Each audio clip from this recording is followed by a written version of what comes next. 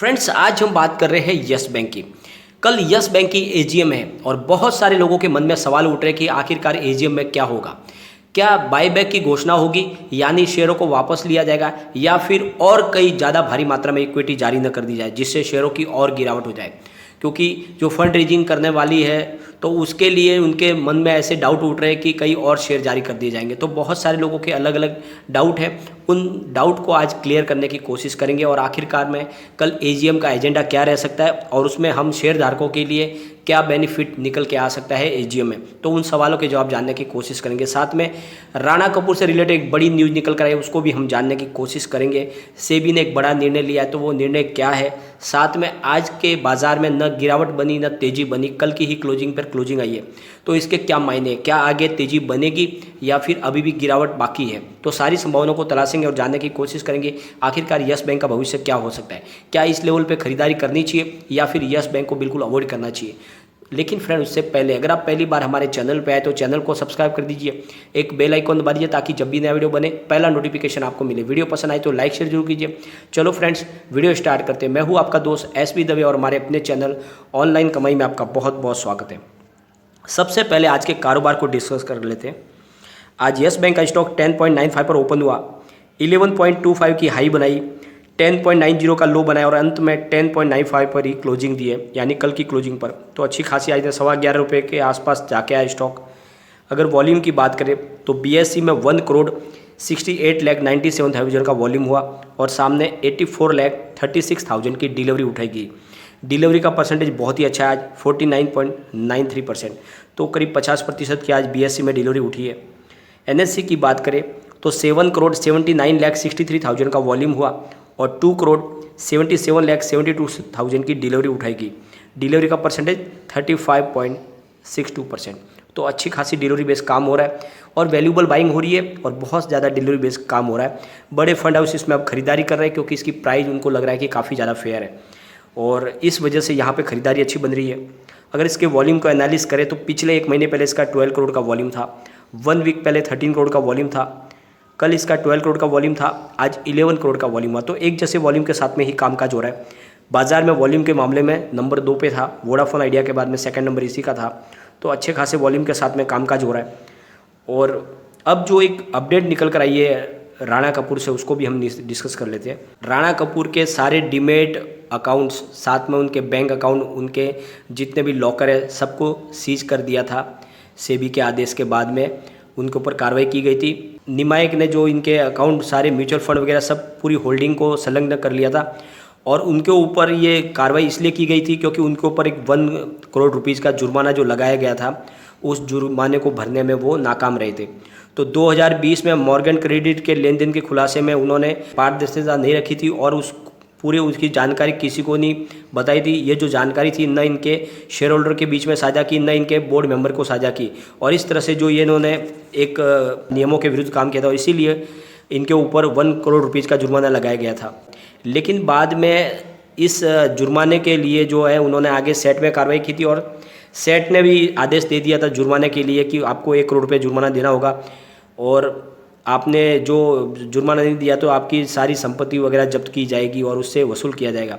तो बाद में राणा कपूर के सुप्रीम कोर्ट में जाने के बाद सुप्रीम कोर्ट ने जो ये 1 करोड़ रुपये का जो जुर्माना लगाया गया था सेट की तरफ से, उसको स्टे लगा दिया था और कोर्ट ने इसके सामने दूसरा उनके लिए रास्ता रखा था कि आप एक बार 50 लाख रुपए का भुगतान कर दें और बाद में इसकी मामले के आगे कार्रवाई होगी। तो उन्होंने, राणा कपूर ने 50 लाख रुपए का भुगतान कर दिया था और इसी के तहत अब जब सुप्रीम कोर्ट की तरफ से इसके ऊपर स्टे लग गया है तो फिर कल सेबी ने अपनी तरफ से कह दिया है सभी एनसीडीएल और सीडीएसएल को कि जितने भी इनके अकाउंट है, खाते, locker, demat account, mutual fund, वो सारे रेल को डिफ्रीज कर दें क्योंकि ऑलरेडी उन्होंने जो अदालत के आदेश के हिसाब से 50 लाख रुपए का भुगतान कर दिया है। तो इस तरह से उनके डिफ्रीज कर दिए गए अकाउंट वगैरह को। और अब जो मामला है फ्रेंड्स, यह है यस बैंक के लिए जो है वो क्या संभावना बन रही है। तो यस बैंक के लिए फ़िलहाल स्टॉक इस समय बहुत ज़्यादा फेयर प्राइस पे, अगर इसके 52 वीक के लो की बात करें तो 10.50 का इसने लो बनाया था, वहाँ से स्टॉक काफ़ी दिन से इसको ऊपर ट्रेड कर रहा है उस लो को बताने के बाद स्टॉक अब 11 के आसपास स्ट्रगल कर रहा है। इसका मतलब यहाँ पे प्राइस सेटल होने की तैयारी हो रही है। 20.75 का 52 वीक का हाई है, तो स्टॉक बिल्कुल आधी कीमत के ऊपर है अभी फिलहाल। अगर यहाँ से पिवट लेवल की हम बात करें या गिरावट में कहाँ तक जा सकता है और तेज़ी में, तो अगर स्टॉक यहाँ से स्लिप होता है इस लेवल से तो 10.78 इसका फर्स्ट सपोर्ट मिल रहा है, सेकंड सपोर्ट 10.62 का है और थर्ड सपोर्ट इसका 10.43 का है। तो मतलब गिरावट में अभी 10.5 से नीचे जाने की इसकी संभावना अभी नहीं है। और ऊपर की तरफ मूव करे तो फर्स्ट जो टारगेट निकल के आ रहा है वो है 11.13 का, जो वहाँ से स्टॉक अगर ऊपर जाएगा तो फिर 11.32 तक जा सकता है और थर्ड टारगेट इसका 11.48 का है। तो 11:30 से 10:30 के बीच में इसकी अभी फ़िलहाल रेंज बनी हुई है। इस रेंज पे ये काफ़ी समय तक आपको ट्रेड करता हुआ दिखाई देगा। वैल्यूबल बाइंग बहुत अच्छी हो रही है, म्यूचुअल फंड की खरीदारी काफ़ी दिन से हो रही है, यहाँ से इस लेवल से खरीदारी किए जा रहे हैं सब बहुत सारे। रिटेल इन्वेस्टर के हाथ बंधे हुए, लेकिन दूसरे जो बड़े फंड हाउस है वो लगातार खरीदारी कर रहे हैं। उसके बावजूद भी तेज़ी नहीं बन रही है, और तो उसके पीछे वजह यही है कि बैंकिंग सेक्टर कमज़ोर है। और जो पॉजिटिव एक अपडेट निकल कर आई थी कल के दिन में वो भी एक अच्छी थी। मूडीज़ की ESG सॉल्यूशन के जो EV लिस्ट है, उस लिस्ट में मूडीज़ ने 100 बेस्ट वर्ल्ड की बैंकों में शामिल किया था यस बैंक को, और इसके लिए जो पैमाने रखे गए थे वो सबसे महत्वपूर्ण है। तो जो पैमाने रखे गए थे उसमें social responsibility, human rights, employment practice, environmental protection, corporate governance और बिजनेस एथिक्स और सोशल इकोनॉमिक डेवलपमेंट, तो ये जो पैमाने थे यस बैंक के पुरानी बैंक के साथ में जुड़े हुए थे। एक राणा कपूर ने बहुत बड़ी गलती की, वरना यस बैंक के जो काम करने का तरीका बहुत अच्छा था और इसी वजह से उसको उस समय 100 बेस्ट वर्ल्ड की बैंकों के अंदर शामिल किया गया था। तो अब जो ये लिस्ट है ये तो पुरानी है, राणा कपूर के समय की है, लेकिन उस समय भी यस बैंक अच्छे से काम कर रही थी, लेकिन राणा कपूर ने खुद के लालच के लिए ही इस बैंक को डुबाया है। अब वापस वो पैमाने पे ये बैंक जा सकती है और इसके लिए इस मैनेजमेंट को तैयारी करनी होगी। अब हम चलेंगे कल के AGM की तरफ। तो बहुत सारे लोगों के मन में सवाल उठ रहे कि आखिरकार कल के AGM में क्या होगा। तो फ्रेंड्स, मैं आपको क्लियरली बता दूं कि अभी फ़िलहाल जो फर्स्ट ध्येय है इसका, जो प्रमोटर जो यस बैंक का मैनेजमेंट है, उनका फ़िलहाल सबसे बड़ा जो फोकस है वो सिर्फ बैंक की सेहत को सुधारना, NPA को कम करना और किसी भी तरह से फंड रेजिंग करके बैंक के कारोबार को ऊपर लाना, इसके ऊपर ध्यान दे रहे। फिलहाल उनके लिए शेयर होल्डर और शेयरों की प्राइस को थामना उनकी प्रायोरिटी लिस्ट में नहीं शामिल है, और इस वजह से कल कोई बड़ा फैसला आने की संभावना बहुत कम है। कल फंड रेजिंग की संभावना बनेगी, क्योंकि उन्होंने ऑलरेडी 10,000 करोड़ रुपीज़ के फंड रेजिंग की जो घोषणा की है, तो उसके लिए इक्विटी डेट के माध्यम से ही वो की जाएगी, न कि उसके लिए कोई नए शेयरों को अलॉट किया जाएगा। बहुत शेयर इसके ऑलरेडी है और इसी शेयरों के बड़े जखीरे की वजह से ही आज ये माहौल हो गया है कि इसकी प्राइस बढ़ नहीं पा रही है, और साथ में जो प्रमोटर है उनकी भी होल्डिंग बिल्कुल शून्य के करीब पहुँच चुकी है। तो इसी वजह से माहौल बना हुआ है इस गिरावट का। तो वहाँ से कोई नई इक्विटी जारी होने की कोई संभावना नहीं है। साथ में जो संभावना चल रही कि बाईबैक किया जाएगा, तो कोई बाईबैक की संभावना नहीं बन रही है फिलहाल। यस बैंक की तरफ से ऐसी कोई संभावना नहीं बन रही है, आप बात समझ लो।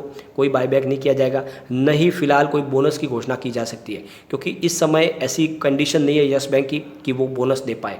जब बोनस जरूर देंगे, प्रशांत कुमार ने वादा किया है कि हम बोनस देंगे हमारे शेयर धारकों को, लेकिन उसके लिए पहले यस बैंक की सेहत को अच्छा करना होगा। तो इसके लिए आप इस AGM में तो जो यस बैंक के लिए जो सेहत है उसके बारे में ही बातें की जा सकती है, उसके एजेंडा में ही वो महत्वपूर्ण एजेंडा रहेगा और उसके ऊपर संभावनाएं बनेगी। लेकिन एक बात का ध्यान रखें, जितनी मजबूत यस बैंक होती जाएगी उसके प्राइस भी शेयर की अपने आप ऑटोमेटिकली बढ़ जाएगी, तो आपको उसी के ऊपर ध्यान देना है।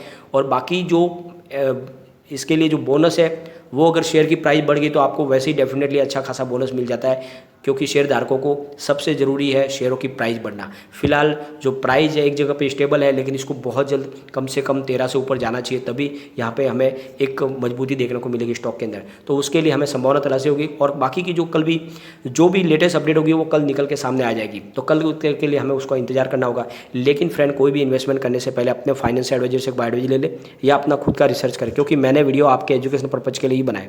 वीडियो पसंद आए तो लाइक शेयर जरूर कीजिए और चैनल को सब्सक्राइब कर दीजिए। Thank you friend.